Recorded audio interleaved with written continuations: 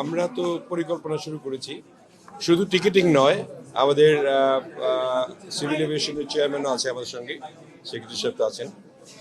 আমরা এটাকে ঢেলে সাজাতে চাই এমনভাবে যে শুধু টিকিটিং নয়, সিন্ডিকেট তো রয়েছেই, আমাদের যে লাগেজ হ্যান্ডলিং থেকে আরম্ভ করে প্রবাসী যারা আসে তাদের যে ভোগান্তি, সেগুলি নিয়ে আমরা এয়ারপোর্ট নিয়ে চিন্তা করেছি। ইতিমধ্যে আমরা চেয়ারম্যান সাহেবের সঙ্গে কথা বলেছি এবং একটা পরিকল্পনা তৈরি করেছি যাতে করে একটা প্রবাসীরা আসলে পরে তাদের যে লাগেজ হ্যান্ডলিংয়ের যে প্রবলেমগুলি হয়, নানান রকমের দুর্নীতির শিকার তারা হয়, হারানোর শিকার হয়, সেগুলি যাতে না হয়। এবং বিশেষ করে খুব আমাদের এয়ারপোর্টে এমন একটা অবস্থা যে কোনো যাত্রী আসার পরে লাগেজের জন্য ওয়েট করতে হয় আপনার 1 ঘন্টা 2 ঘন্টা, সেগুলি কিভাবে তড়িৎ গতিতে একটা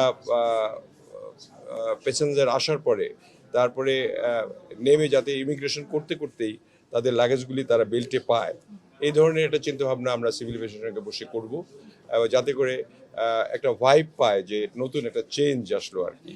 আমরা টিকিটিংয়ের যে ব্যাপারটা আছে সেগুলির সিন্ডিকেশনের একটা ব্যাপার রয়েছে, আমার মনে হয় সেটাকে ভাঙতে হবে। এবং আমার মনে হয় যে এটার অনেক ক্ষেত্রে আমি শুনেছি যে আমাদের বিমান খালি যায়, টিকিট পায় না, অনেকেই টিকিট পাচ্ছে না, অথচ বিমান যাচ্ছে খালি।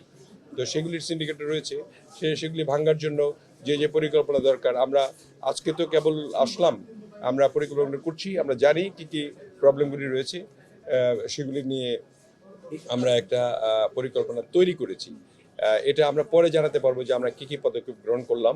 খুব শিগগিরই আপনারা রেডিক্যাল চেঞ্জ তো হবে না, মানে স্লোলি চেঞ্জ হবে, তবুও আমরা চেষ্টা করব কিছুটা ভাইব দেওয়ার জন্য যে অ্যাটলিস্ট একটা গণতান্ত্রিক সরকার আসার পরে একটু চেঞ্জ হয়েছে, এই ভাইবটা আমরা খুব সম্ভবত আপনাদের 1 সপ্তাহ 2 সপ্তাহের মধ্যে দিতে পারবো। এর আগে যে দুর্নীতিগুলি হয়েছে গত 15 বছর, এগুলি দুর্নীতি যদি সেগুলি আপনি দেখেন তাহলে সেগুলি কি তদন্ত করবেন কিনা?